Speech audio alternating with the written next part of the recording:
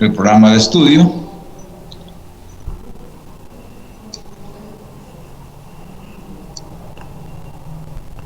Permítanme un segundo.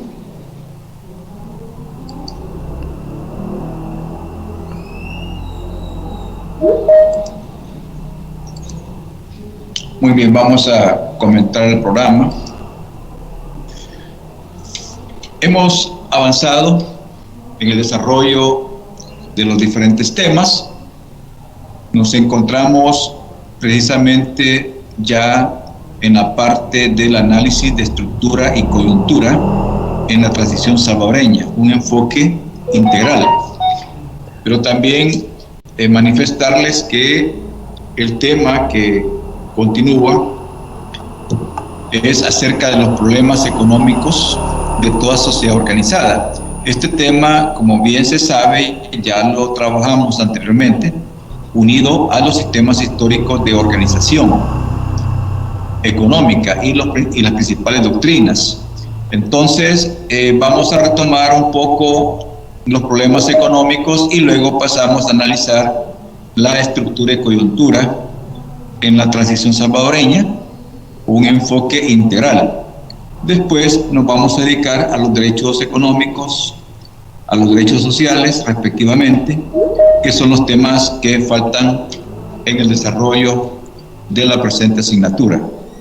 Entonces nos ubicamos en esta parte de acá, ¿verdad? Los problemas económicos, que repito, ya lo trabajamos, pero lo vamos a retomar, y luego vamos a abordar lo que es la estructura y coyuntura. Entonces por ahí estamos. Nos van quedando entonces alrededor de 4 temas que son un tanto amplios también, y los vamos a plantear pues en este mes y en el próximo. Entonces tenemos los derechos sociales constitucionales de la población salvadoreña, los derechos económicos constitucionales de la población salvadoreña, la política social del Estado en El Salvador y la política económica, fiscal y monetaria del Estado. Son los temas que van restando para esta asignatura.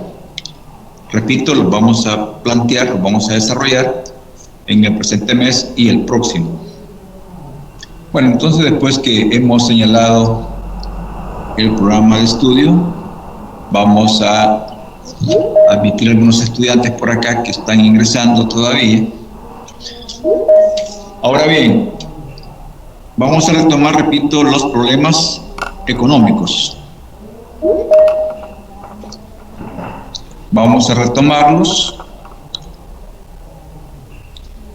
Este material se lo vamos a hacer llegar siempre al aula virtual y también lo vamos a compartir en el grupo estudiantil que ustedes han formado. Muy bien, ahí tenemos los problemas económicos, algo, repito, que ya lo hemos indicado anteriormente. Este tema entraría a la tercera evaluación. A partir de acá vamos a retomar el tercer examen. 3 preguntas fundamentales están presentes que se traducen en problemas. 3 cuestiones económicas que son principales.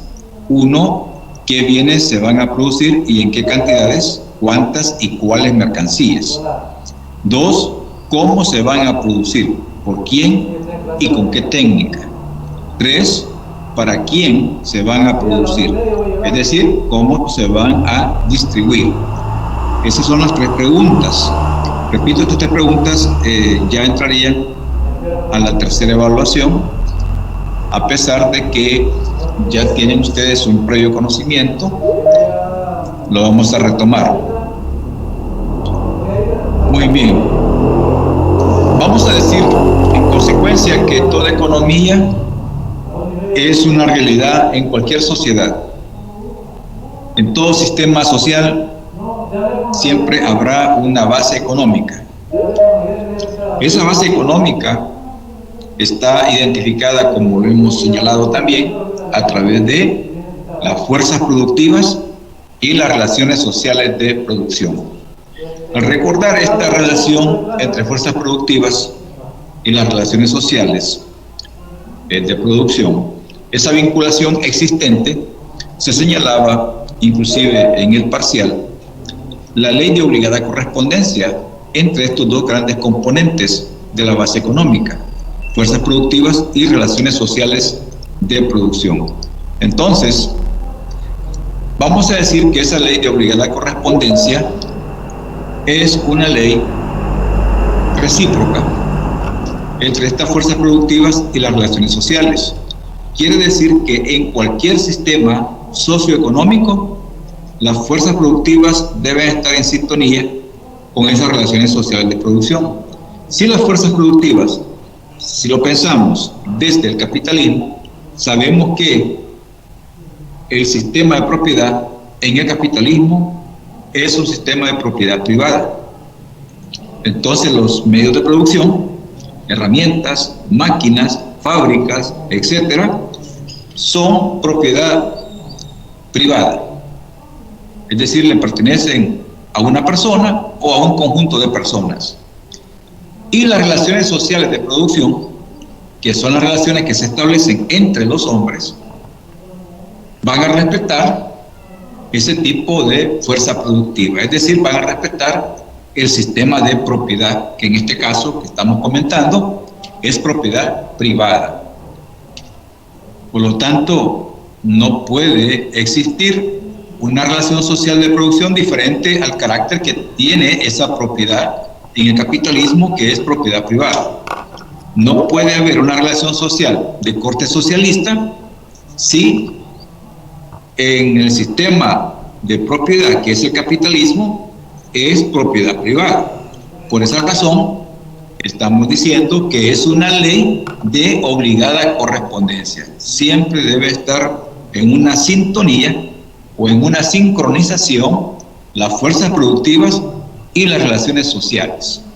Por lo tanto, si las fuerzas productivas cambian su sistema de propiedad, en este caso pasan al socialismo, serían fuerzas productivas colectivas, donde los propietarios serían los trabajadores, entonces la relación social estaría en correspondencia a ese sistema de propiedad, que es de carácter colectivo. Ya no puede haber una relación social de producción de corte privado o respetando una propiedad privada, porque las fuerzas productivas han cambiado a ser fuerzas productivas de corte colectiva, comunitaria, o dicho de otra manera, los dueños son los trabajadores.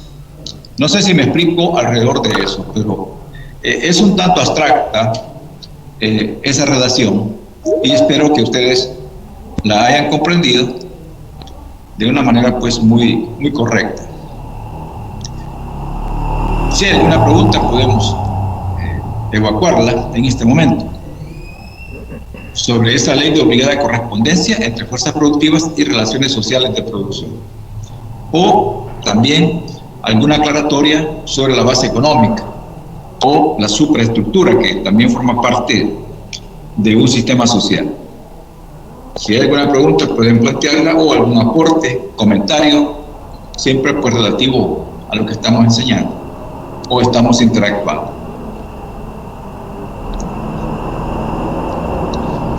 Muy bien, entonces, sí, por ahí estamos con este punto.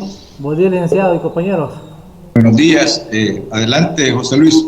Sí, nada más que, no sé si podría ampliar un poquito la ley de obligada correspondencia ahí, para tener un poco más claro a la hora del examen ahí, por favor. Gracias. Muy bien, José Luis. Sí, es importante que ustedes establezcan las preguntas.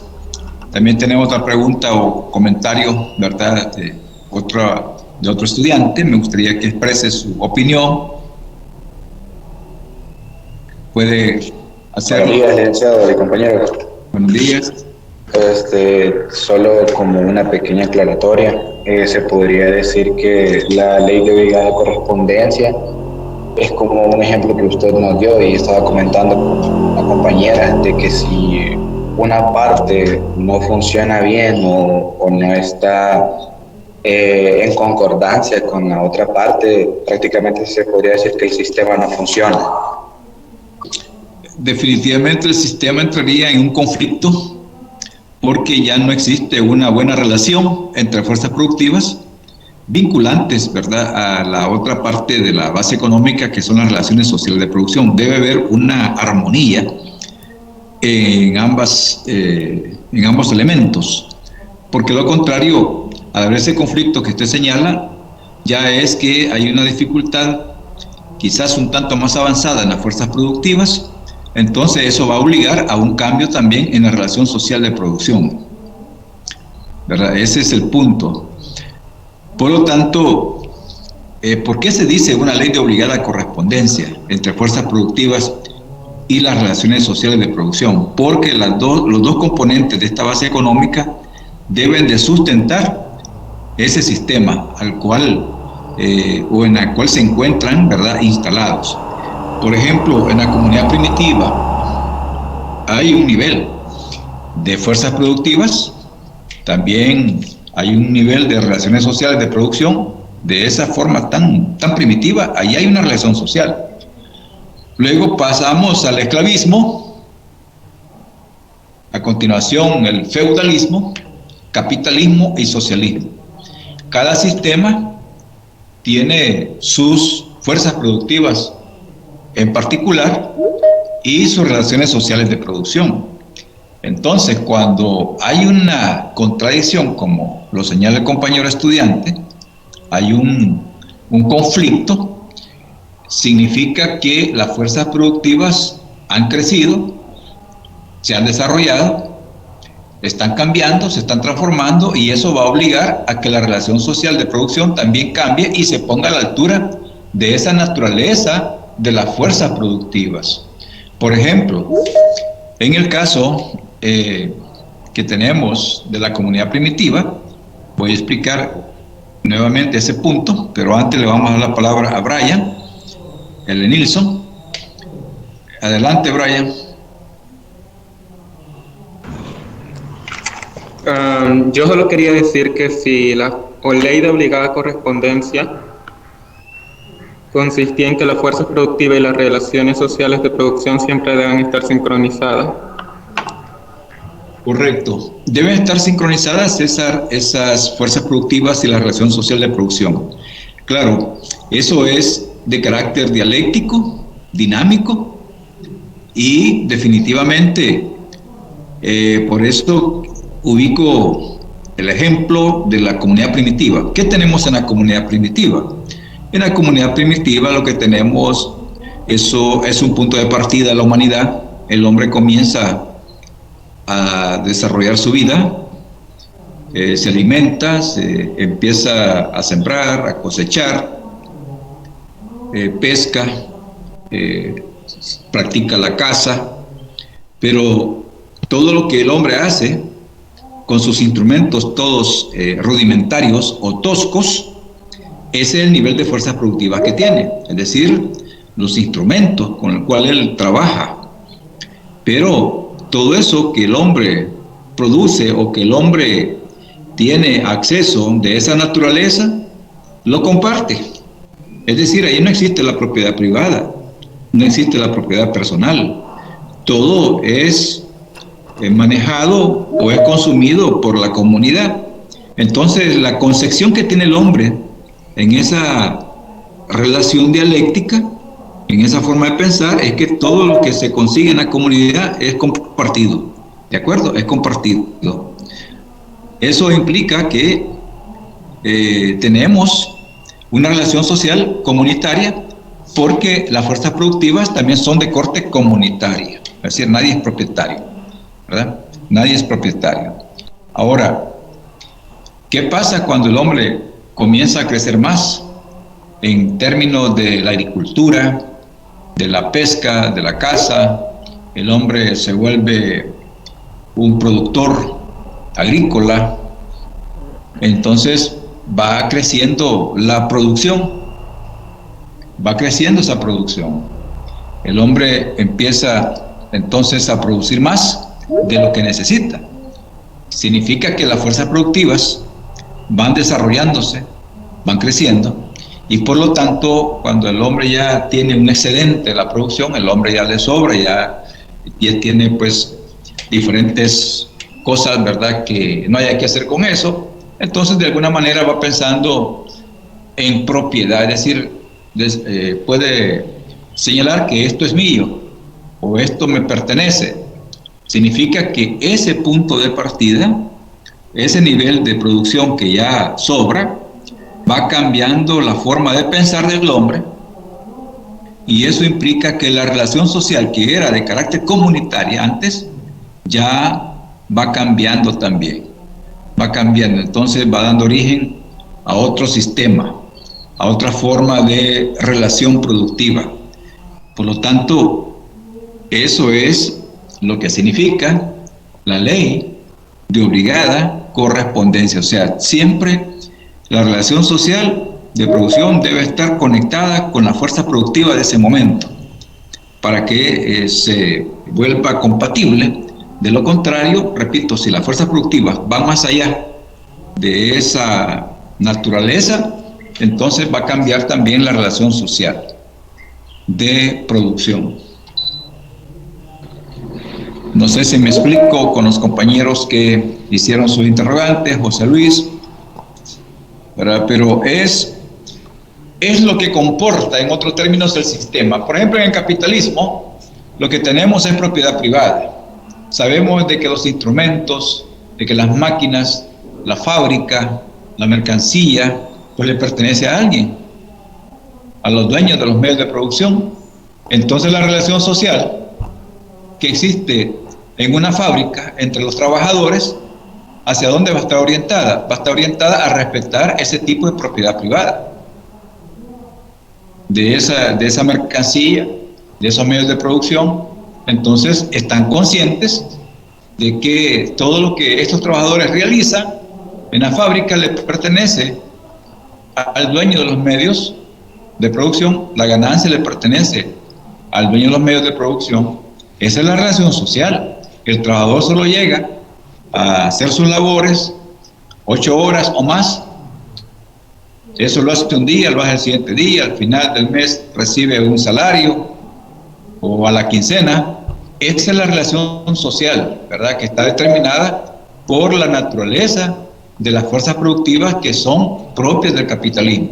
Ahora, si las fuerzas productivas van más allá, van creciendo, se van transformando y van diciendo, bueno, todo esto que está ya no es de los dueños de los medios de producción, sino que van a ser de los trabajadores, eso va a implicar ya el cambio de un sistema social y económico, y por lo tanto también va a cambiar la forma de pensar de esas fuerzas productivas a quien le pertenecen, que en este caso serían ya a los trabajadores. Por ejemplo, en los países socialistas, ¿quiénes son los dueños de los medios de producción? Son los trabajadores. Entonces todos van a pensar de que lo que se produce es para el sistema social, para el Estado, en fin, para suplir todas las necesidades, ¿verdad?, que enfrenta un sistema social. Ese es el punto, ¿verdad?, que estamos ahí aclarando para que ustedes tengan presente en qué consiste esta ley de obligada correspondencia. En cada sistema se da esa ley. Y cuando se transforman las fuerzas productivas, pues da paso a un nuevo sistema económico, y es lo que tenemos a lo largo de los 5 sistemas económicos a nivel de la historia, ¿verdad?, a nivel de la historia. Muy bien, entonces espero que haya aclarado los puntos sobre este nivel. Es un enfoque materialista lo que estamos haciendo, ¿verdad?, y por lo tanto tiene mucha relación con los problemas económicos. Entonces pasemos a las preguntas, ya las discutimos. Ahora, ¿interviene el Estado en economía o no interviene? Veamos. La respuesta a esta pregunta es producto de juicios de valor. Sin embargo, hay consenso entre los tratadistas en cuanto a ciertos objetivos que se consideran deseables para cualquier tipo de economía: óptima asignación de recursos, distribución equitativa del ingreso, estabilidad económica, crecimiento económico. Si ustedes recuerdan, estos niveles ya los tratamos en clase. Sin embargo, lo que estamos haciendo es un repaso a la brevedad para que nos ubiquemos nuevamente después de este corte, pues de la semana de exámenes, para luego retomar, ¿verdad? Y de acá partir para la tercera evaluación.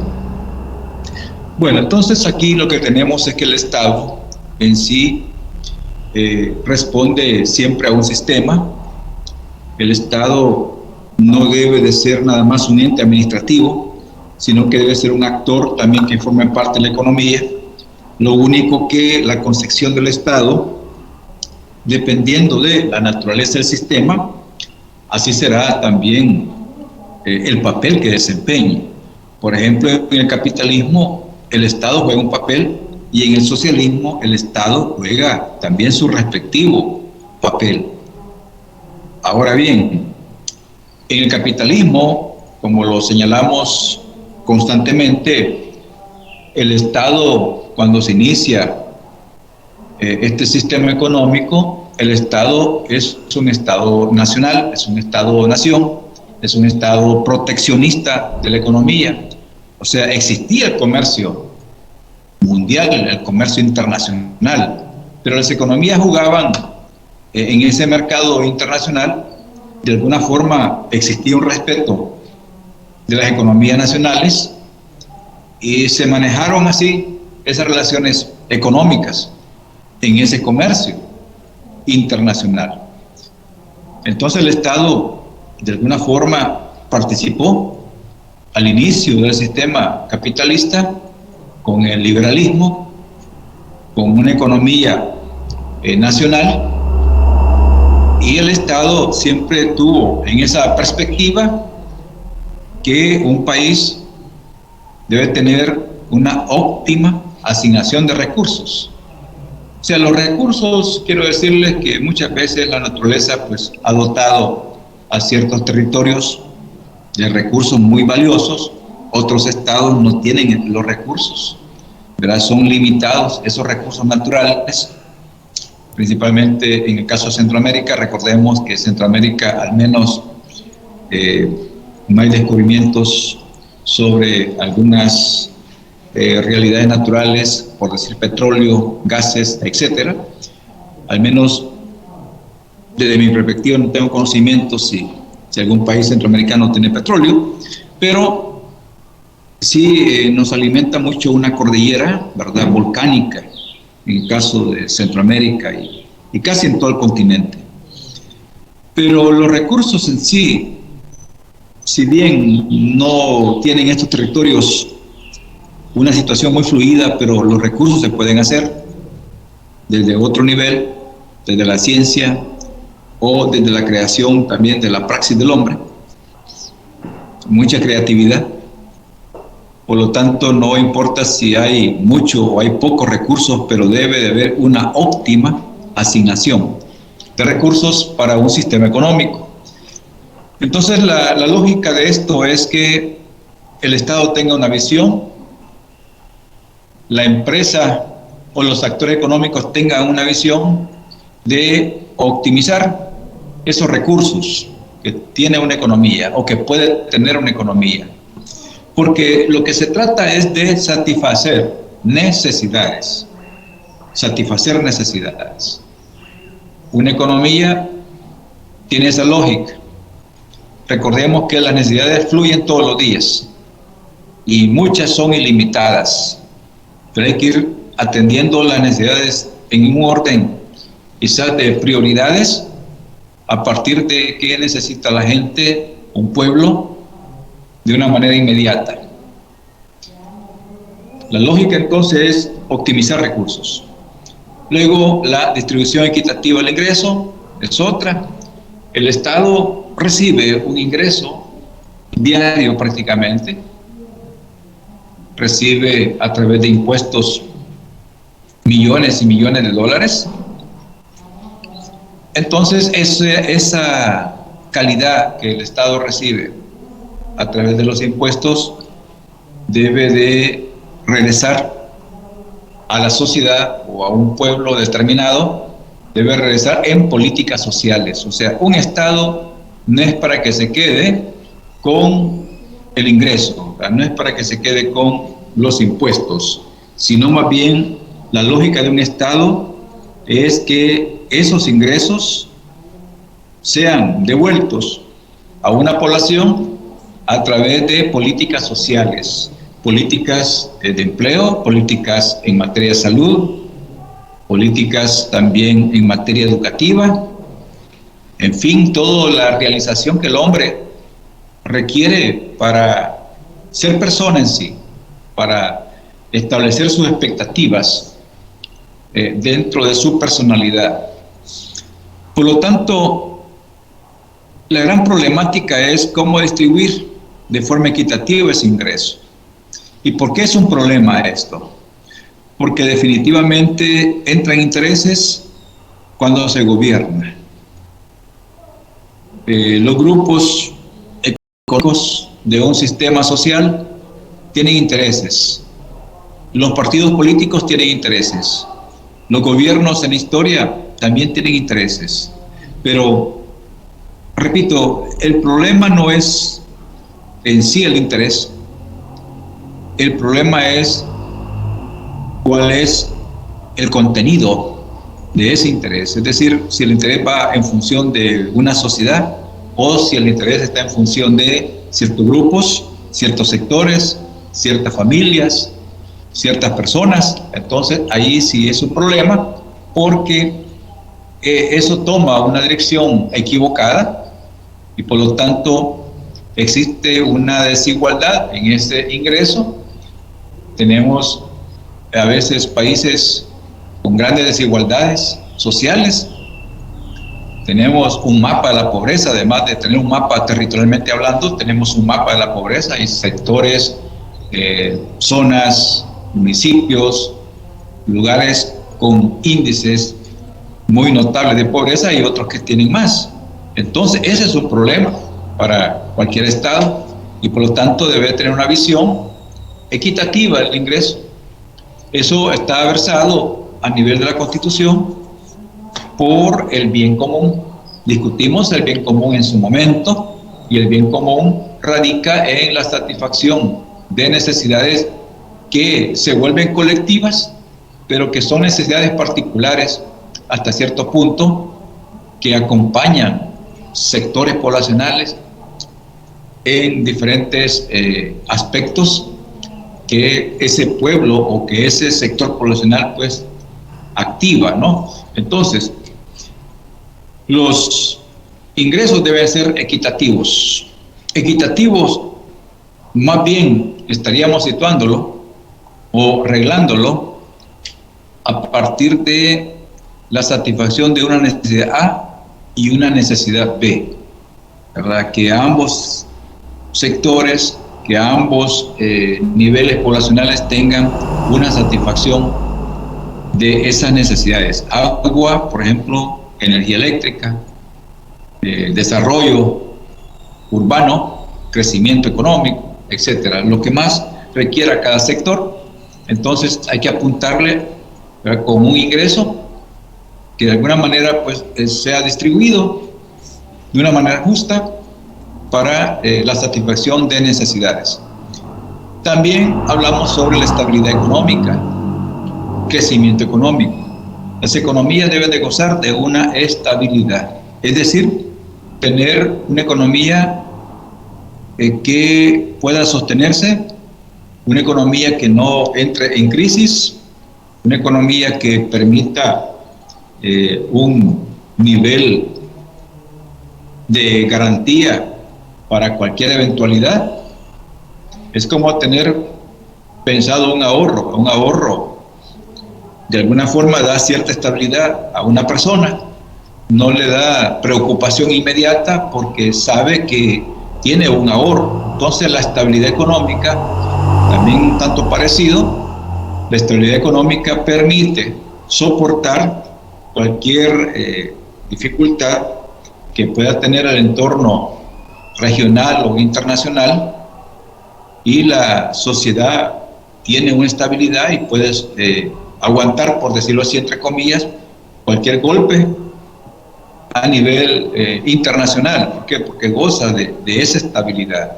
Cuando no hay estabilidad sí hay que preocuparse, porque entonces puede caer en una profundidad, en una crisis económica, un sistema social. Pero la estabilidad económica también necesita ciertos soportes. Por ejemplo, las economías deben de crecer. La economía debe de crecer.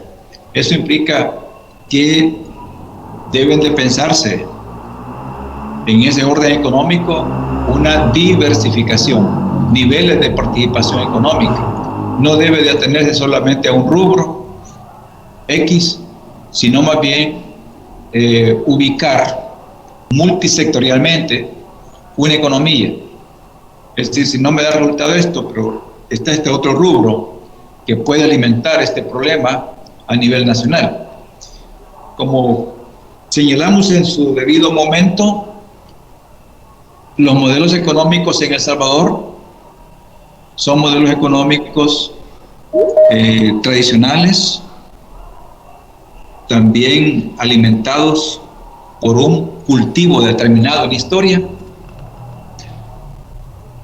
Eso ha implicado que no exista una estabilidad económica en el sentido estricto de la palabra, porque dependemos muchas veces de algunas variables internacionales.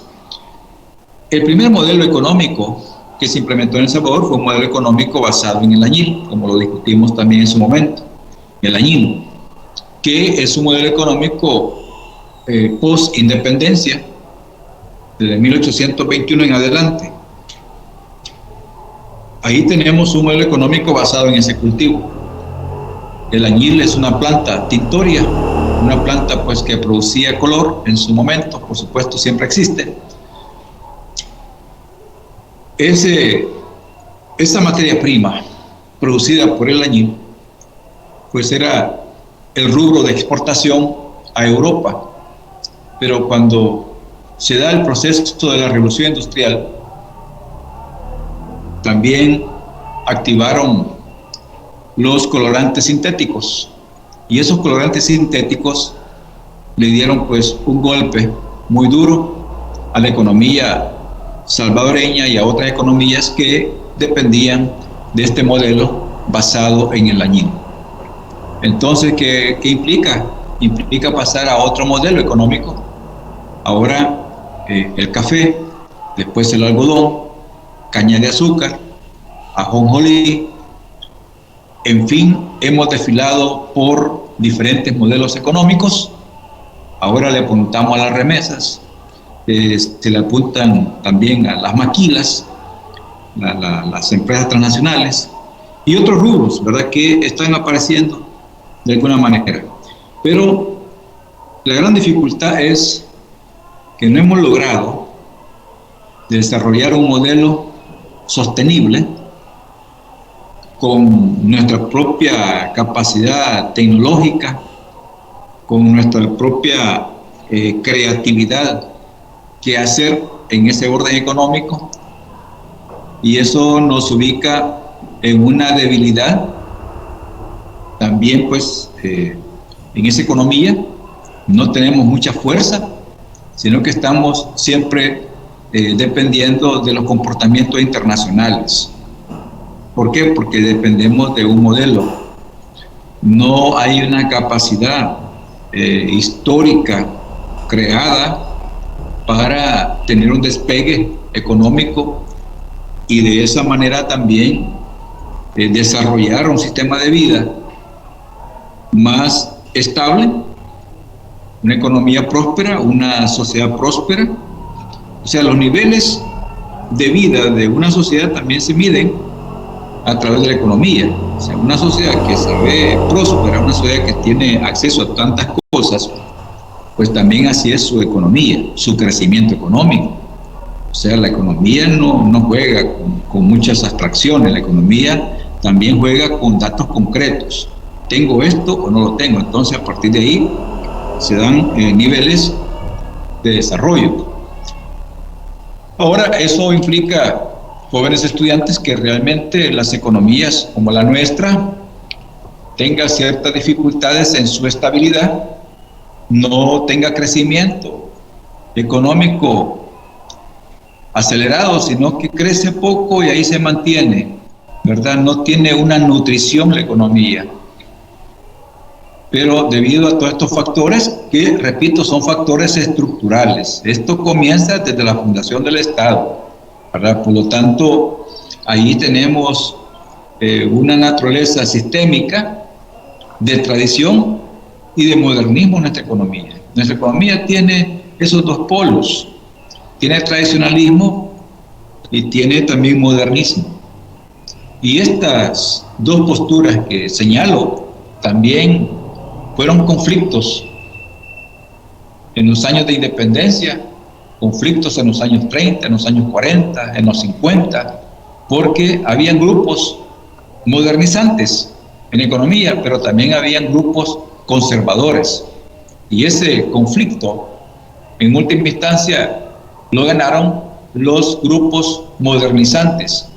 Entonces hay una coexistencia en nuestra economía de tradicionalismo y de modernismo. Nuestro modernismo se sienta sobre el tradicionalismo y por eso vemos una economía que se mueve en ambos casos, pero por la misma naturaleza conflictiva no logra conciliar que estas dos realidades son muy importantes siempre y cuando también se tecnifiquen. Por ejemplo, la parte tradicional o el polo tradicional de nuestra economía ha sido un polo muchas veces abandonado, ¿verdad? Sin darle la asistencia técnica.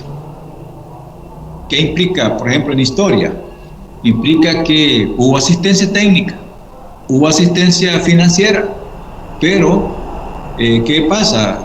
Bueno, los agricultores en la historia quedaron más endeudados de lo que estaban con los préstamos. Hubo crisis económica, crisis también climática, pérdidas en cosechas, entonces el agricultor quedó peor de lo que estaba, ¿verdad? Entonces eso implicó un abandono y eso es lo que observamos nosotros, ¿verdad? Muchas veces en los aspectos agrícolas, muchas cosas son importadas. Guatemala principalmente nos da mucha provisión alimentaria, caso de Honduras. ¿Por qué? Porque El Salvador no logra todavía conciliar, no logra soportar estos niveles que hay que darle pensamiento y darle soporte técnico, darle asistencia financiera para tecnificar el campo. Por lo tanto, ahí tenemos, ¿verdad?, que la estabilidad económica no es algo que lo vamos a ver ahí pasivo, sino que la estabilidad económica es dinámica, pero también basada en ese crecimiento, para que haya desarrollo, crecer con desarrollo, porque la historia salvadoreña nos muestra que hay crecimiento económico, pero en ciertos sectores, pero no para toda la sociedad. Entonces el crecimiento es sin desarrollo, y si hay desarrollo es un desarrollo para unos cuantos, no para la mayoría, o para una sociedad. No es que a la sociedad se le va a regalar, no es la sociedad, va a ser el sector simplemente, no, la sociedad debe también de participar productivamente en la economía. Muy bien, entonces ahí tenemos esa reflexión. La asignación de recursos, lo vimos. Bueno, es uno de los objetivos, es lograr la eficiencia económica en el uso de los recursos productivos, mano de obra, capital, tierra y tecnología, que están presentes en una economía. Cabe aclarar que este objetivo implica el uso de los recursos en aquellos bienes públicos que satisfagan la preferencia de los ciudadanos. O sea, los bienes públicos en sí son también recursos que deben de prevalecer en los ciudadanos. Es decir, el ciudadano tiene un interés y el Estado debe de valorar ese interés trazado como interés social. O sea, el interés social debe de prevalecer sobre el interés privado, sobre el interés personal o sobre aquellos intereses, ¿verdad?, que son propios de sectores, deben quedar sujetos al interés social. O sea, el interés social es el interés colectivo de toda una sociedad. Por lo tanto, la salud es de interés social y es un bien público. Entonces, la educación también es de interés social. Y eso implica que los recursos que tenga un Estado deben estar orientados a la salud principalmente, a la educación, que son recursos muy importantes para que una población también tenga prosperidad. Una población con educación, con buena salud, no solamente salud curativa, ¿verdad?, sino que salud también preventiva, es importante, ¿verdad?, de tal manera que tengamos una población sana. Esa población sana significa que debe estar también en constantes controles en materia de salud. No necesariamente tiene que estar enfermo, sino que puede también tener controles sanitarios en función, ¿verdad?, de la salud. Eso implica políticas de asistencia. Por ejemplo, lo que se oye pues decir, ¿verdad?, dentro de los países socialistas, principalmente a nivel de Cuba, bueno, que los médicos son médicos que visitan los hogares, como cualquier amigo que llega a la casa, platican con una familia, ¿verdad?, y le consultan si hay alguna dificultad en materia de salud, que por eso están ellos ahí visitando ese hogar. Entonces, repito, la salud debe estar orientada siempre también en niveles profilácticos de ambiente, y no necesariamente pues se va a visitar al médico cuando la persona está enferma, ¿de acuerdo? Porque esa es la naturaleza que comúnmente se detalla en las sociedades. Se asiste al médico cuando alguien está enfermo, pero no cuando está alentado. Entonces cualquiera puede decir, bueno, pero eso es lógico. Definitivamente, parte sí, pero también la salud está orientada en ciertas prevenciones, ¿verdad?, en tener población sana. Eso implica pues nutrición, significa también alimentación, orientación también educativa sobre el consumo de alimentos. Y la distribución equitativa estaría pues orientada a lograr una distribución de ingresos que sea considerada como justa por la mayoría de la sociedad. Quiere decir que esta parte a la sociedad muchas veces sale beneficiaria de algunas políticas sociales. Posiblemente parte de la sociedad no tenga esa asistencia, pero de forma indirecta sí está recibiendo un beneficio al darle asistencia a otro sector de la sociedad. Es decir, una sociedad recibe políticas sociales donde realmente se necesita.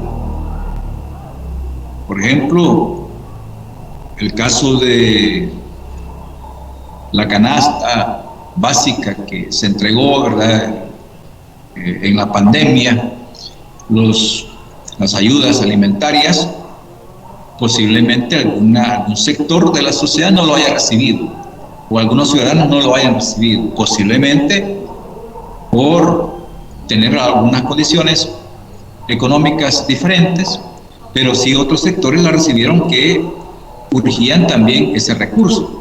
Entonces, de manera indirecta, eso implica pues también un beneficio, aunque no sea un receptor directo, ¿verdad?, de cierta política social.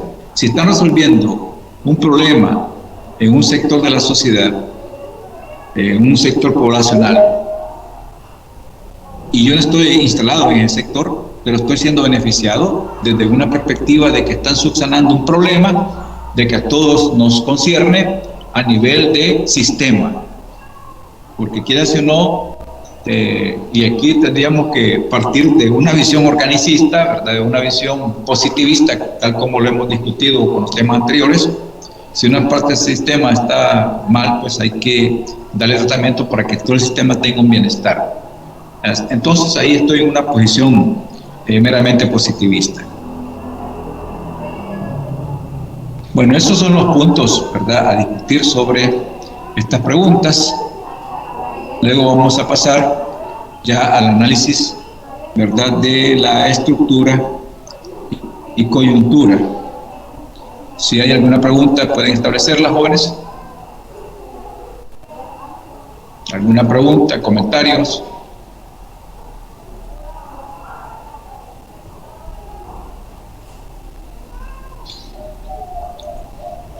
Bueno, entonces vamos a darle seguimiento. Si no hay preguntas, espero que todo esté claro. Si no, en el examen, ¿verdad? Vamos a poner claros ahí. Bueno, entonces vamos a ver esa parte.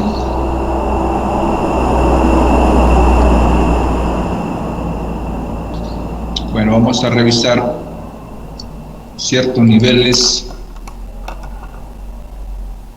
de la estructura. Antes de analizar la estructura y coyuntura en El Salvador, que es el tema nuevo que estamos planteando, vamos a darle un tratamiento al término estructura según Talcott Parsons y otros pensadores como Robert Merton, Almond y así sucesivamente. Veamos qué es la estructura según Talcott Parsons. Vamos a ver. Talcott Parsons define que una estructura es un sistema social como un conjunto de modelos culturales, normativos, institucionalizados en el sistema e interiorizados en la personalidad de sus miembros. Es una correlación e interacción de las motivaciones. Cuando analizamos a Parsons, es un sociólogo muy destacado y que ha dado muchos aportes en el estudio de los sistemas. Por cierto, pues lo trabajamos en las corrientes de las teorías, principalmente de las teorías sociológicas. Parsons es de los sociólogos que señala el interaccionismo simbólico. El interaccionismo simbólico. Por lo tanto, él tiene una definición de lo que es estructura. Recordemos otro punto, y es que hay una visión de estructura social desde el materialismo histórico, desde la visión materialista. Recordemos que la estructura social, para hacer un tanto, ¿verdad?, la comparación, la estructura social desde el materialismo está formada por niveles. Tenemos la base económica. Ahí en la base económica, recordemos, tenemos fuerzas productivas y la relación social de producción. Luego se levanta sobre esa base económica una superestructura que llamamos también Estado. Y en el Estado hay niveles. En esa superestructura hay niveles. ¿Cuáles son los niveles? El político, el jurídico y el ideológico. Entonces a todo eso se le llama estructura. O sea, a esos dos grandes componentes, la base económica y la superestructura, se le llama estructura social. Claro, el Estado tiene una estructura interna. ¿Cuáles son? Ya dijimos, a nivel político, jurídico e ideológico. Y a la base económica también se le puede llamar infraestructura. O sea, la infraestructura más la superestructura forman la estructura de un sistema. Ese es el enfoque materialista. Los ubico en ese punto porque aquí con Parsons estamos hablando también de una estructura, pero muy diferente a la estructura que señala el materialismo. ¿Qué es para Parsons entonces la estructura? Para Parsons la estructura es un sistema social, como un conjunto de modelos culturales. O sea, aquí no estamos identificando base económica, no estamos identificando fuerzas productivas, relaciones sociales de producción, no, nada de eso. Para Parsons, la estructura es un sistema social. ¿Cómo está formado? Por modelos culturales, formas de pensar. Está formado por un conjunto de normas, normas sociales, normas culturales, tradicionalismos.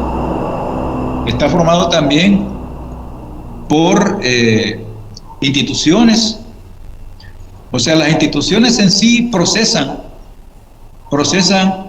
un sistema de normas procesan también pautas culturales.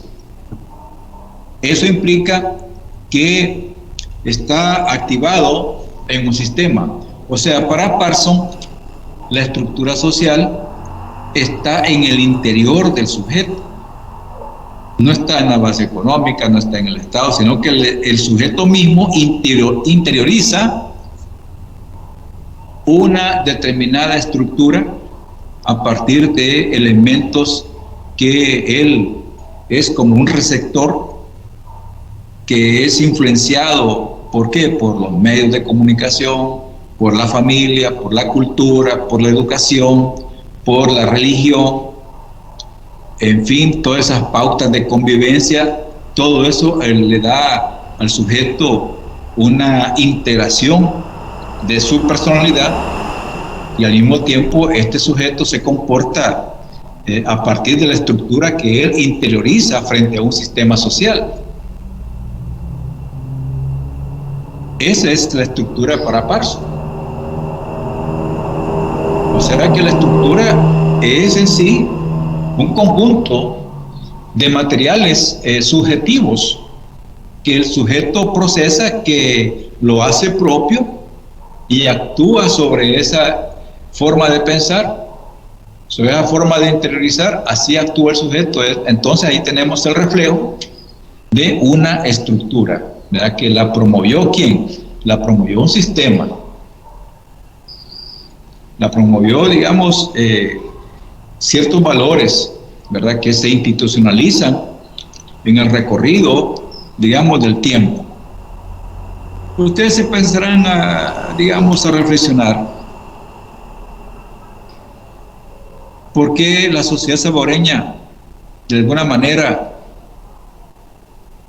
es una sociedad que tiene rasgos violentos? Vamos a ver si alguien me puede dar alguna opinión.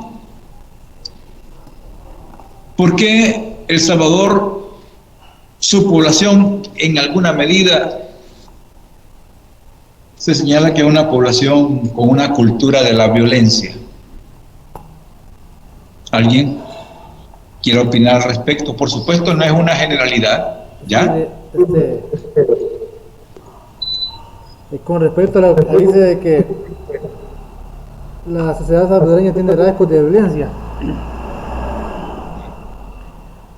yo pienso de que primero la violencia se empieza con lo moral y lo ético en la formación de un hogar.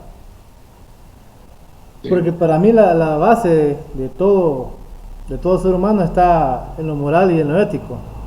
O sea, la violencia parte de ahí. Porque si nosotros observamos, cuando, bueno, un ejemplo en lo común, ¿va? Si alguien, una madre de familia, un padre de familia, llega a un hogar y anda a sus niños, y los niños andan molestando y andan tirando piedras a los objetos de uno, porque en lo personal me ha pasado, entonces de ahí hay un instinto de violencia. Ahora, si lo vemos en la sociedad, en lo político, yo creo que es un problema histórico, debido a que los gobiernos han dejado crecer la violencia, les da igual que, por decir algo, 100, 80, 200 asesinatos al mes, unos 1000 asesinatos al año, 2000 al año, y todo tranquilo, ¿verdad? Y si lo vemos de una cultura, también, por lo general, yo pienso de que de la cultura de México a Centroamérica, zona norte, es una cultura 100% de violencia, y se puede decir como regional. Eso es lo que yo entiendo. Sí. Muy bien, José. Luis, gracias por la participación. Definitivamente, la sociedad latinoamericana es una sociedad que tiene una carga cultural de violencia. Y esto no es nuevo, como José Luis lo señala, sino que es algo histórico que viene desde la conquista, la colonización, ¿verdad?, de los españoles en Centroamérica, el mismo descubrimiento, Se le llamó por el encuentro de dos mundos. Realmente no es encuentro de dos mundos, sino que es un desencuentro de dos mundos, en la cual pues se ejerció la violencia. Eso implica pues que arrastramos una cultura de la violencia, a veces con mayores expresiones en épocas que en otras. Implica que estamos muy tirados a eso. Digo así de manera general, no es que ustedes o mi persona tengamos esos problemas, simplemente ubicamos el contexto, ¿verdad?, general de una sociedad donde la violencia se expresa, a veces por falta de tolerancia. Tenemos problemas serios en la sociedad, a veces la discusión por un asiento en un autobús, por un parqueo, porque nos miraron mal, ¿verdad? Ya empezamos a buscar un conflicto. O sea, un pequeño indicador da apertura a cierta acción violenta. Eso es lo que tenemos muchas veces en los comportamientos de la sociedad. Muy bien, pero esto nos ubica en una situación de estructura social. Pero continuando, vamos a dar la oportunidad a Samuel Danilo. Buenos días, Samuel.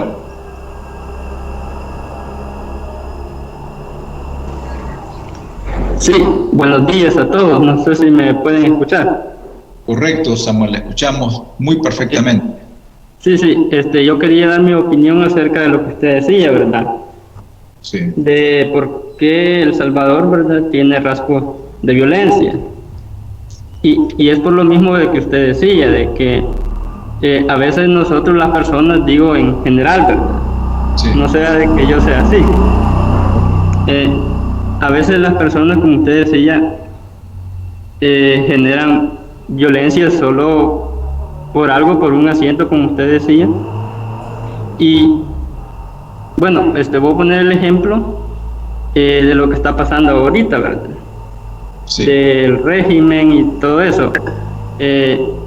Los arrestos que están haciendo la autoridad y bueno, para algunas personas, ¿verdad?, eso genera violencia porque la autoridad de alguna manera se está sobrepasando sobre las personas que no tienen nada que ver con los grupos criminales, y eso genera violencia de alguna manera porque la autoridad se está como sobrepasando con las personas, y por eso es de que el país tiene un alto grado, ¿verdad?, de violencia. Sí. Por decirlo así, de maltrato a veces. Y pues vuelvo y recalco lo que usted decía, de que a veces nosotros las personas peleamos a veces solo por un parqueo, pues solo por un asiento, como usted decía. Sí. Y por eso es de que eso genera violencia, y por eso el país está así. Está a un alto grado de violencia. Esa era mi opinión, licenciado. Gracias. Bueno, Samuel, muchas gracias por la participación.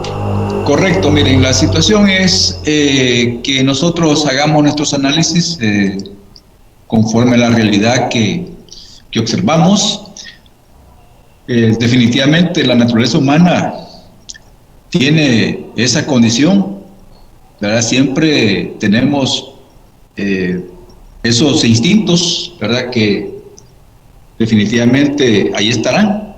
Lo único que hay que saberlos condicionar o domesticar también esos instintos que tiene la persona. Y en este contexto, los ejemplos que ustedes han expresado son muy valiosos, porque en resumidas cuentas, la conclusión a la cual llegamos es que estamos actuando mediante una estructura interiorizada en nosotros. Es decir, nosotros actuamos en función de los insumos que entran a través de esas normas, a través de esos modelos culturales, a través de los valores, la moral, la ética, la parte espiritual. Todo eso nos va configurando una estructura interna Eso está situado en nuestra personalidad y por lo tanto, dependiendo qué estemos procesando en esa estructura interna, así vamos a actuar. Entonces, tal cual Parson muy bien lo señala, ¿verdad? Que la estructura es un sistema social como un conjunto de modelos culturales normativos institucionalizados en el sistema e interiorizados, oigan bien, en la personalidad de sus miembros. Es una correlación e interacción de las motivaciones.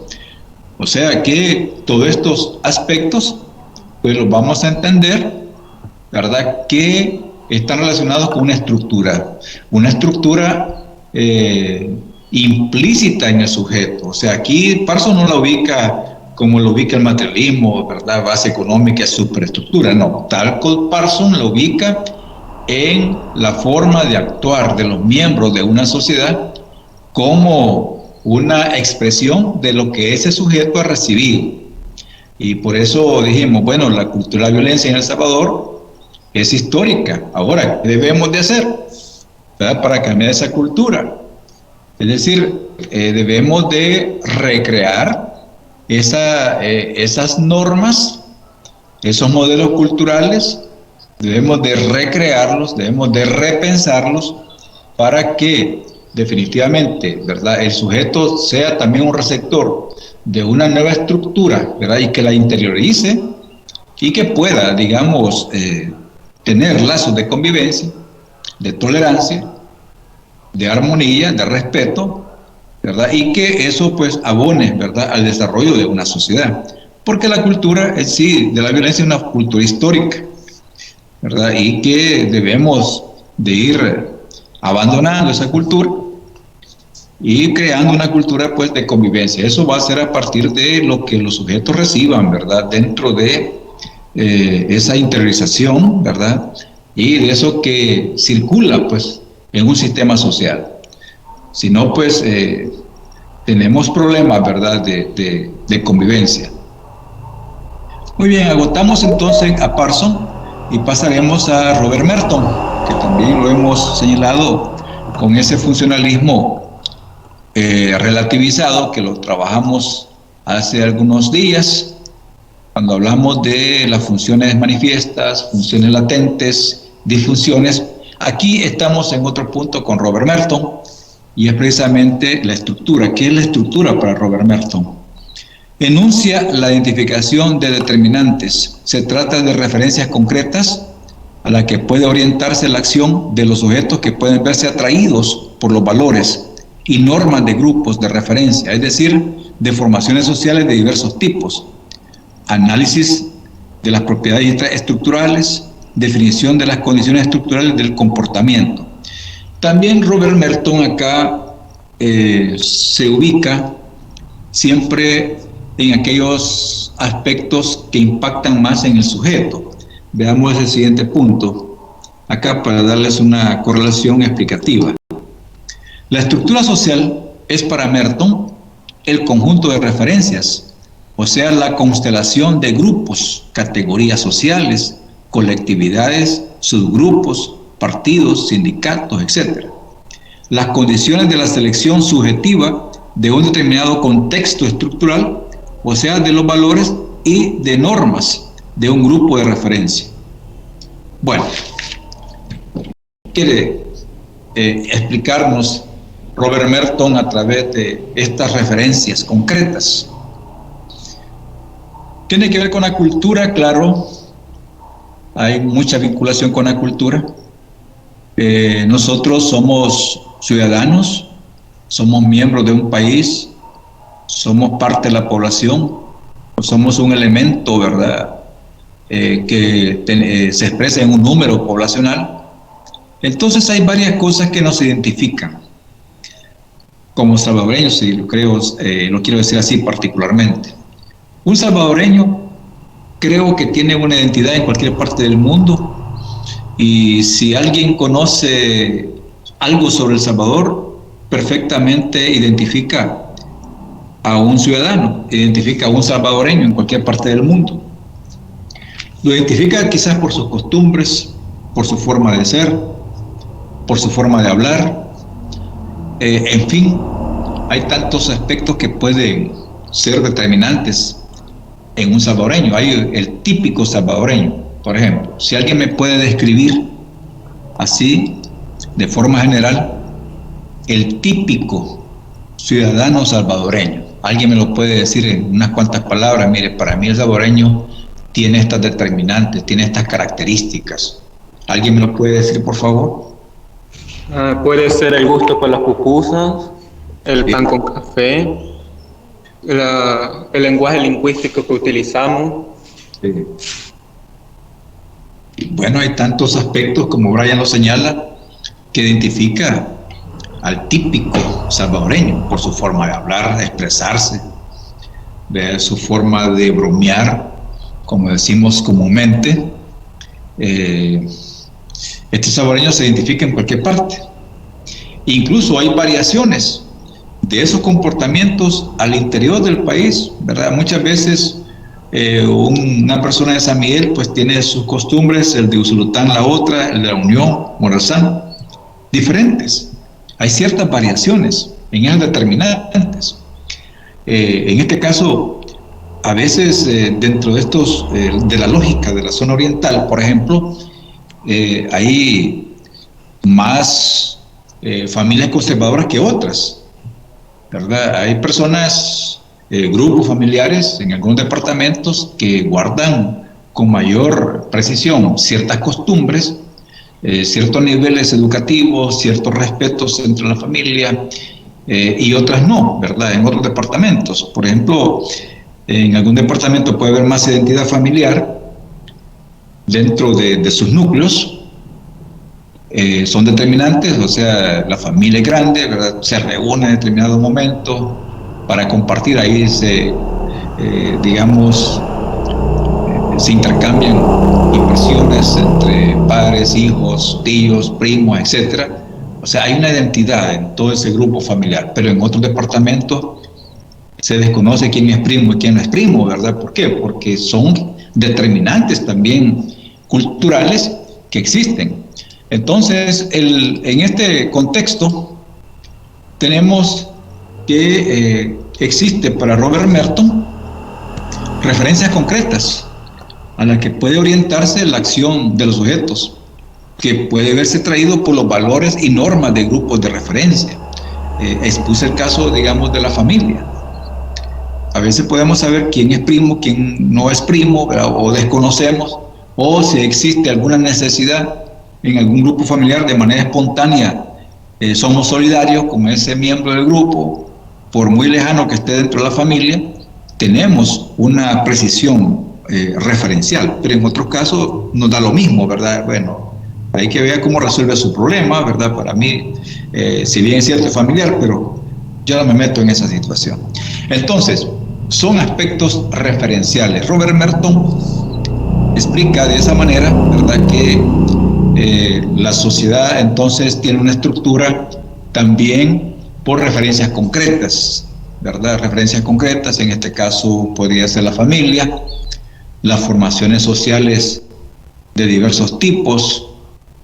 Esto implica, pues, repito, una identidad, ¿verdad?, que puede ser de carácter moral, religiosa, ética, ¿verdad?, que va formando una estructura. Entonces, los comportamientos del sujeto estarían dándose a partir también de esas referencias concretas.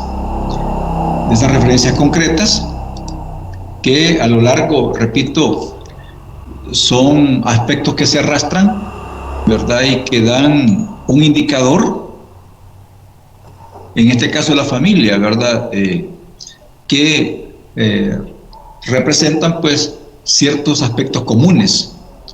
Si es la familia X, de apellido X, entonces es una familia solidaria, una familia participativa, es una familia colaboradora, es una familia trabajadora, ¿verdad?, que son aspectos de referencias concretas. Repito, eso es bien elemental, ¿verdad? En la sociedad salvadoreña, pues, al menos dentro de los estudios que he percibido, en algunos sectores de la sociedad hay una identidad, en otros dispersión, ¿verdad? No hay una cohesión. Algunos dicen, no sé si vive o no vive esta persona, es familiar, pero no sé nada de esa persona, entonces no hay referencias concretas, no hay cohesión, no hay comunicación.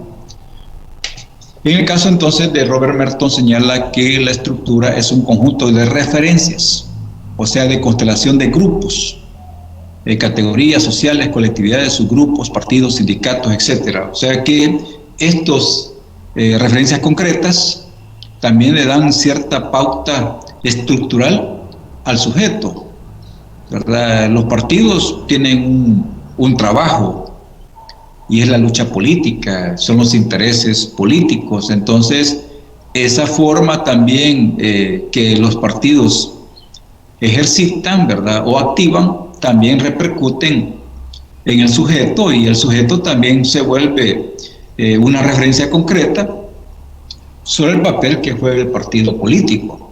También los sindicatos. ¿Qué es lo que hace un sindicato? El sindicato lo que hace es reivindicar derechos de los trabajadores. Entonces, de alguna manera, el papel de un sindicato puede también ser una referencia concreta para una persona, y desde el lugar donde esta persona está, puede ser un estudiante, puede ser un trabajador, puede ser un miembro de un colectivo, pues esa referencia concreta que señala un sindicato, que es reivindicar derechos, posiblemente esta persona en cualquier ámbito de su acción pueda sacar a luz una reivindicación de un derecho, ¿verdad?, o de una conquista, o dirimir, digamos, un conflicto en un lugar determinado. ¿Por qué? Porque realmente ha sido impactado también por el papel del sindicato. Claro está que si estos papeles de estas categorías sociales no son tan correctas, también el sujeto se ve impactado. Por ejemplo, tenemos la historia de la corrupción en El Salvador.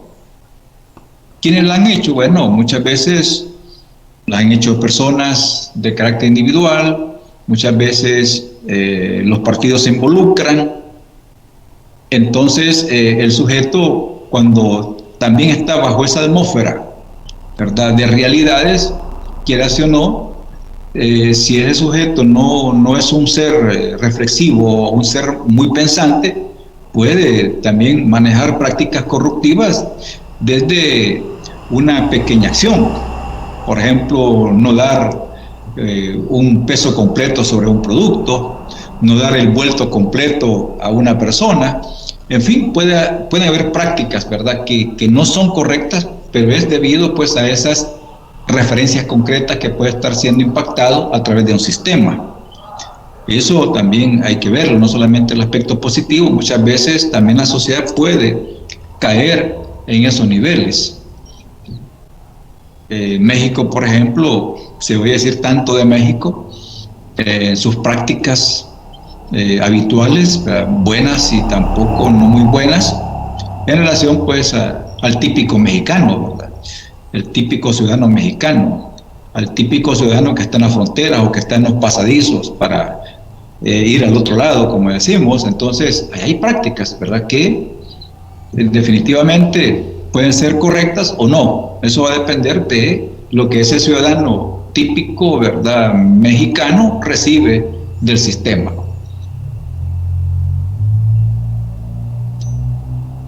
Bueno, ahí tenemos ese punto. Veamos el caso de Album, es otro pensador, también en la misma línea. Todos estos señores son positivistas, ¿verdad? Ninguno de los que hemos tratado son marxistas, a excepción del que vamos a plantear más adelante. Bueno, Album dice que la estructura es un conjunto de funciones relacionadas entre sí. Por la función se debe entender la esfera de actividad de los individuos que es inherente a los procesos políticos. Por ejemplo, la actividad del juez es una función y el tribunal es una estructura. Bueno, Album aquí sitúa ya una realidad muy específica y dice que la estructura es un conjunto de funciones. O sea, una estructura funciona, dice Album. Una estructura, digamos, la familia es una estructura. ¿Quiénes son los miembros de la estructura? Bueno, los padres e hijos. Esa es la estructura. O cónyuges, ¿verdad? Que también es una microestructura en esa macroestructura familiar. Entonces tienen funciones. El padre y la madre tienen funciones. El hombre y mujer tienen funciones desde la posición de cónyuges. Y eso implica que hay una esfera, hay una actividad que en este caso es social, es económica, también, ¿por qué no decirlo, política dentro de la familia, política de convivencia? En fin, la sociedad o sistema tiene procesos políticos, no necesariamente procesos partidarios o procesos de lucha política, sino que todas las acciones que están en un sistema social, económicas, culturales, etcétera, son políticas en el entendido de que la política en su pureza conceptual es buscar soluciones a cualquier dificultad, ¿verdad?, que se enfrente en el escenario donde está el sujeto. Ese es un proceso político. O sea, buscamos solución. En el caso de Admund señala que el juez tiene una función y que el tribunal es una estructura. Así lo señala Admund, ¿verdad?, que es uno de los teóricos también muy importantes en el caso del análisis que estamos desarrollando.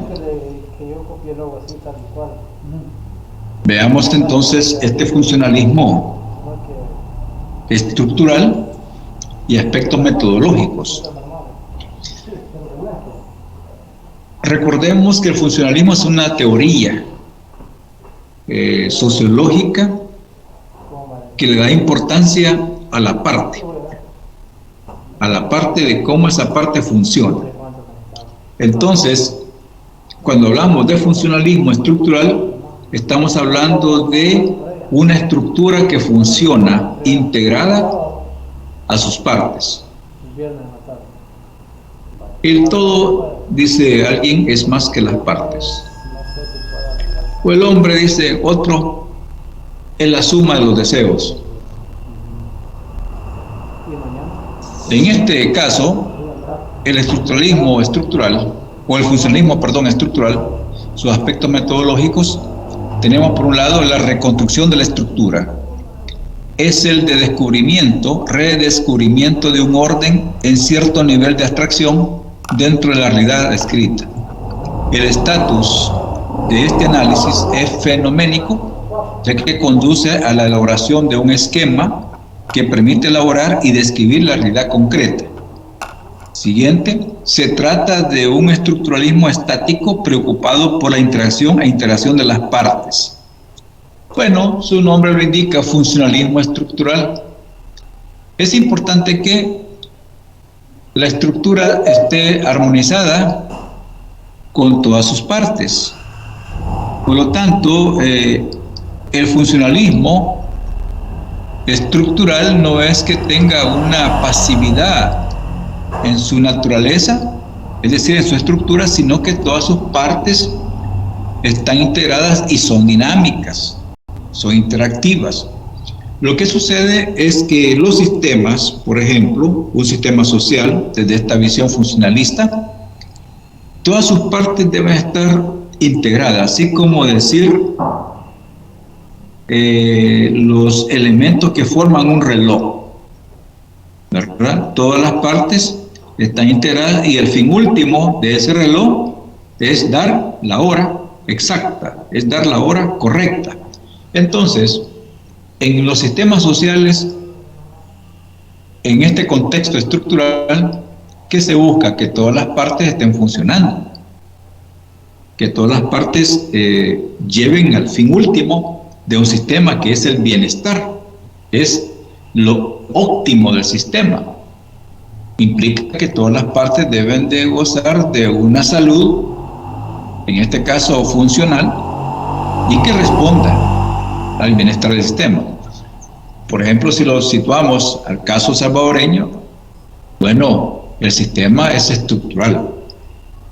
Gobierno es parte del sistema, la familia, la iglesia, la escuela, la comunidad es parte del sistema, cada quien debe de funcionar para que responda a esa naturaleza armoniosa del sistema. Por lo tanto, acá tenemos que el estatus de este análisis es fenoménico. ¿Es fenoménico por qué? Porque definitivamente cada parte representa la esencialidad de su sentido de ser. Por ejemplo, el gobierno tiene un sentido de ser. ¿Cuál es? Bueno, administrar, dirigir políticas públicas, políticas sociales, resolver problemas nacionales. Y tenemos expresiones fenoménicas en esa realidad que el gobierno debe atender. Entonces, por ahí permite, ¿verdad?, dentro de toda esa constelación fenoménica que el gobierno puede recoger de un sistema, bueno, entonces tiene que elaborar una realidad concreta. Tiene que tirar políticas sociales, políticas públicas que de alguna forma también se traducen en una estructura para darle solución a ese funcionalismo. Entonces el funcionalismo no es estático, no se trata de un estructuralismo estático, sino de una dinámica de sus partes, integradas a sus partes. ¿Alguna pregunta por el momento, jóvenes, por acá? Si hay alguna interrogante. ¿Te van comprendiendo?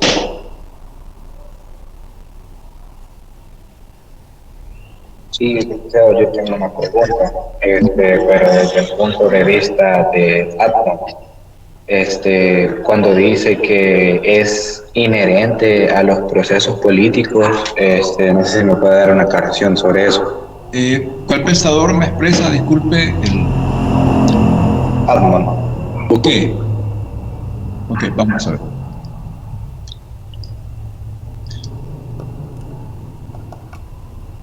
Vamos a pasarnos de nuevo acá. De los procesos, que es inherente a los procesos políticos. Muy bien, aquí lo tenemos. Vamos a ver acá. Bueno, ustedes como futuros abogados, estudiosos de las ciencias jurídicas, en la práctica, ustedes van a estar en un mundo jurídico, correcto, pero también van a estar en un mundo social. Lo único que lo social está vinculado a lo jurídico. Deben de tener en ese contexto lecturas claras de esos aspectos sociales vinculados a lo jurídico. Por ejemplo, si van a resolver un problema familiar que es de corte jurídico, pero también están envueltos esos problemas jurídicos en un ambiente social. Por lo tanto, el abogado debe de tener una visión holística, es decir, una visión global, general, que pueda identificar las dificultades jurídicas con las repercusiones sociales, ¿verdad? O qué efectos sociales van a haber a partir de aspectos jurídicos. De tal forma, pues, que en algún detalle, pues todos somos sociólogos, ¿verdad? En este caso, el gobierno tiene una praxis sociológica, el abogado tiene una praxis sociológica, ¿verdad? Porque va a entender que aquel fenómeno jurídico tiene repercusiones sociales. Una decisión judicial en materia de familia va a tener efectos sociales. Por eso es importante identificar estos aspectos, ¿verdad? Que ustedes, cuando ya estén en una praxis jurídica, van a tener la oportunidad de identificar problemas educativos, problemas sociales, culturales, morales. Van a estudiar, digamos, estos fenómenos. Posiblemente alguno de ustedes en un futuro ocupe un cargo, digamos, en un equipo multidisciplinario, ¿verdad?, que tienen los juzgados de familia. Entonces ahí habrá un jurídico, un educador, un trabajador social, habrá un sociólogo, un psicólogo, ¿verdad?, cada uno procesando realidades.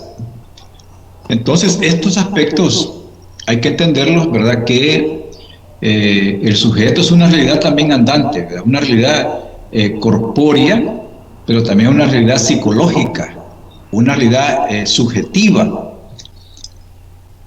Ahora bien, con la pregunta que señala el compañero estudiante, la estructura es un conjunto de funciones relacionadas entre sí.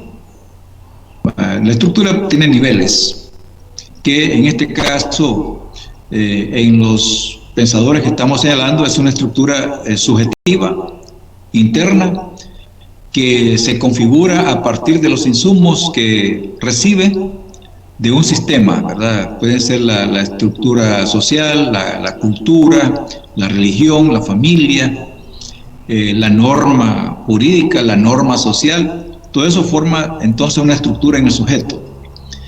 Por la función se debe entender la esfera de actividad de los individuos que es inherente a los procesos políticos.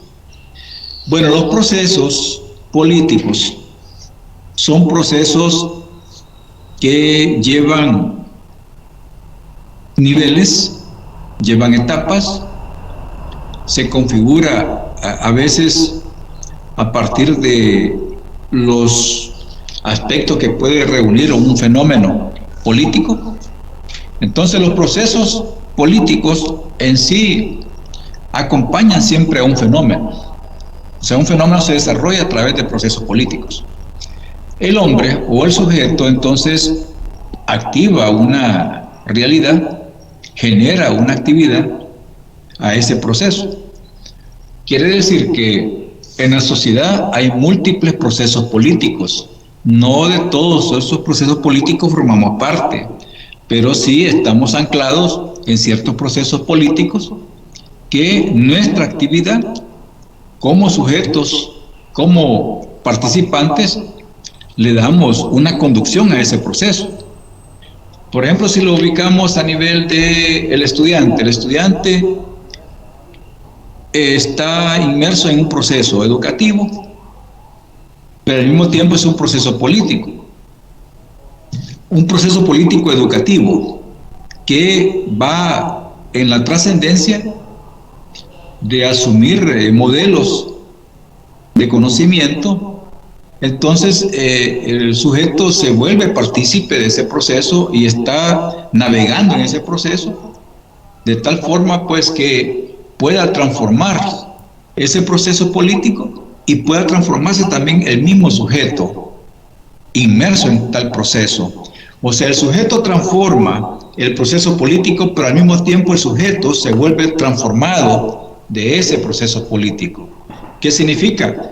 Por ejemplo, ustedes como estudiantes, una realidad fue el bachillerato, pero otra realidad es la universidad.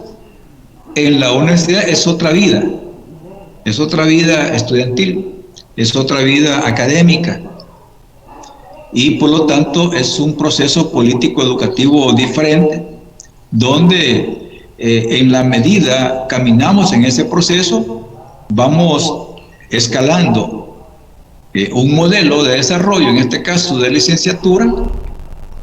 Usted va apropiándose del conocimiento, porque de eso se trata este proceso, de apropiarse de conocimiento, y en la medida me apropio del conocimiento voy transformando mi realidad, mi estructura interna, ¿verdad? Ya no soy el mismo del 2021, hoy soy diferente. ¿Por qué? Porque estoy metido en un proceso que me va transformando y voy transformando también ese proceso, a tal forma pues que debo de lograr una profesión. Esa es la lógica, ¿verdad?, de los procesos políticos en la cual el hombre pues se ve inmerso. Puede ser también el trabajo, puede ser la economía, la educación, la religión, la ética. Entonces el hombre es un constructor de procesos, pero al mismo tiempo se transforma en dicho proceso. Muy bien, entonces ahí estuvimos con el planteamiento, ¿verdad?, del compañero. Veamos, bueno, vamos a quizás a dejar pendiente, porque esto necesita un tratamiento más detenido para la siguiente clase, sobre lo que es el estructuralismo en el marxismo. Aquí voy a hacer un estudio comparativo con el anterior, es decir, el funcionalismo estructural con el estructuralismo en el marxismo. ¿verdad? Y por otro lado, darle seguimiento a todo esto. Entonces, para no dejarlos a medio, ¿verdad? Andar en esta parte, me quedaría en el funcionalismo estructural, aspectos metodológicos. Además, pues tienen el tiempo, ¿verdad?, requerido de los 10 minutos por la pausa, ¿verdad?, de una hora con la otra. Nos quedaríamos en esa parte, estimados estudiantes, ¿verdad?, para darle seguimiento en la siguiente clase. Vamos a descargar también la asistencia por segunda vez. Muy bien, pero si hay alguna pregunta podemos diluirla, ¿verdad?, en este momento. Si hay alguna pregunta. Si todo está claro, pues no hay problema. Mandaría enseguida, ¿verdad?, las presentaciones, las diapositivas de esta temática y también de la otra asignatura que estoy pendiente, ¿verdad?, de reenviárselas. Muy bien, entonces nos quedamos hasta esta parte. Nos vemos en la siguiente clase. Pasen muy buenas tardes. Buenas tardes, licenciado. Buenas tardes, licenciado. Buen día. Buenos Buenas tardes, días. licenciado. Buenas tardes.